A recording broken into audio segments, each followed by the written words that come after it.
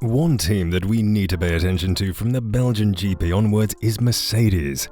The team has managed to pick up some decent points after the beginning of the season started badly for them, when the only time they finished on the podium was when some of their competitors retired due to reliability issues.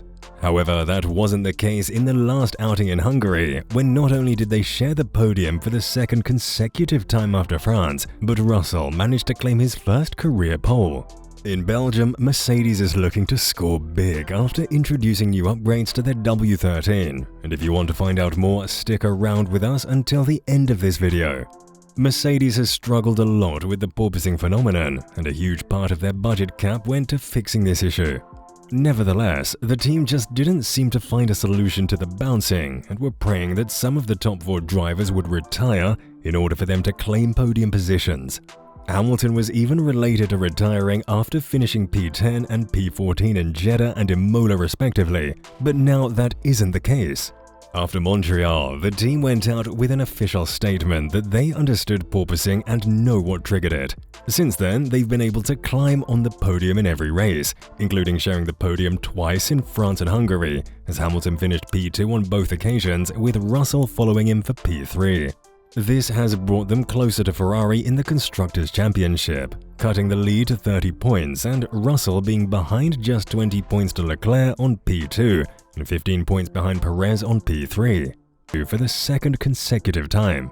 After the Hungarian GP ended, Hamilton said that he had no idea where the car got that strength from, as he was able to not just cut down 10 seconds to Sainz's lead on the same strategy with the Spaniard, but also pass him and Russell afterward and claim P2 for the second consecutive time.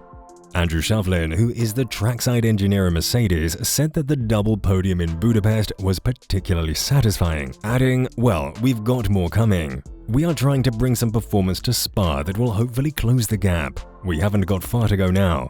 But we'll keep developing the car for a little while now. We're excited though. The last few races have been the most fun we've had all year, and we are just hoping that we can take that extra step because we definitely want to be winning races in the near future. So we are working hard to try and achieve that," added Shovlin. Apart from him, Toto Wolff had a more careful approach to the Budapest double podium and said that although Ferrari is struggling with their engine and its reliability of it, they are still frontrunners not just for P2, but for the championship too. "We need to be careful that it's not specific to Budapest and that we just landed in the perfect window, also because the other teams, especially Ferrari, complained about the tyre not being where it should have been. So my personal opinion is that we're still looking to the frontrunners. You've seen that Charles Leclerc on the right tyre is still a dominant force. But at least we are in the same race," said Wolff, who also spoke about Mercedes catching up to the top 2 teams in Spa.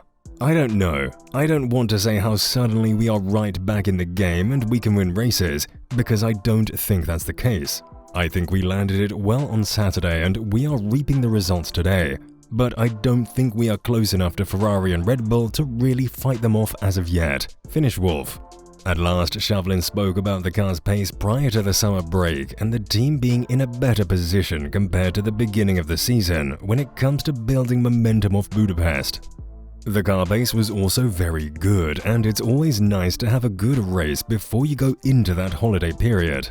The most satisfying thing though is to see where the car is in terms of pace now in qualifying and in the race. But we'll keep developing the car for a little while now. We're going to try bring some performance to Spa that will hopefully close that gap. We haven't got far to go now," finished Shovlin.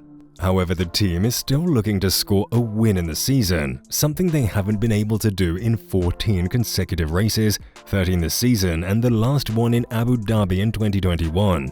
Therefore, they are still bringing upgrades to their car, initially to cut down the lead to Ferrari, who is still ahead, and potentially pressure Red Bull in the remainder of the 9 races in this calendar. But what will Mercedes bring to Spa that might worry Ferrari? Some of the upgrades that the team will potentially bring are regarding the aerodynamic performance of the car and the enhancement of the ground effect of the car. It is known that Mercedes is now looking to make the reliability of their engine even bigger and more stable, which is why they are probably bringing modifications to the engine too. Andrew Shovlin spoke about the continuous upgrades that Mercedes will bring to their car until they can, saying, "We are looking to continue to upgrade and continue to push the boundaries of the W13. Where we really see the upgrades happening is in reliability that will help us outlast teams such as Ferrari and hopefully Red Bull at its shoveling." With these statements, it's known that the team will look to capitalize on their reliability in order to become better than Ferrari.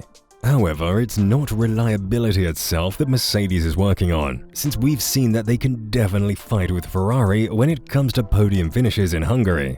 However, the team is looking to bank in on one rule that they believe Ferrari and Red Bull have circumvented in order to gain more downforce to their cars, which is the flexibility of the floors. From Spa onwards, the F1 cars will be mounted with metrics that will measure the vertical oscillations, more precisely the porpoising, and if they fail to comply with the given parameters, the team will be forced to raise its ride height, therefore losing downforce and gaining drag on the way of doing so. However, planks will also be more precisely measured, not just on the 3 points that they were measured until now, and this is where Mercedes believes that Ferrari and Red Bull have circumvented the rules.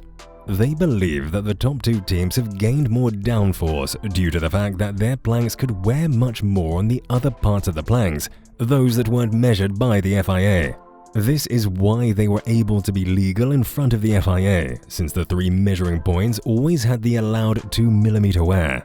If this turns out to be true, we'll see a huge drop in performance of Ferrari and Red Bull from Spa, which is something that Mercedes will be more than happy to see. Regarding this matter, Russell said, "Spa is going to be interesting. There are some changes to some of the regulations which may bring the other teams towards us. I think we as a team have a lot of confidence in ourselves and the faith that we are doing a great job. There's no reason we can't be in the mix." There is no doubt Ferrari and Red Bull have pushed the regulations in that regard, and we have respected it as the regulation was intended. There's no guarantee that it would bring them closer to us. We know if it was on our car, it would make us slower. There's no guarantees. Every car is different, but it's not going to help them. That's for sure, finished Russell. On top of that, it seems like Ferrari and Red Bull are considering taking new engines when it comes to Spa, because they have struggled early on in the season with reliability issues, and now want to take engine penalties in Spa, the track that is easy to pass on. Mercedes hasn't struggled with engine reliability and could bank on these decisions by Ferrari and Red Bull and finally take a win in the season, something that hasn't happened to them in a very long time. What do you think will happen next with Mercedes and Spa? Let us know in the comments below.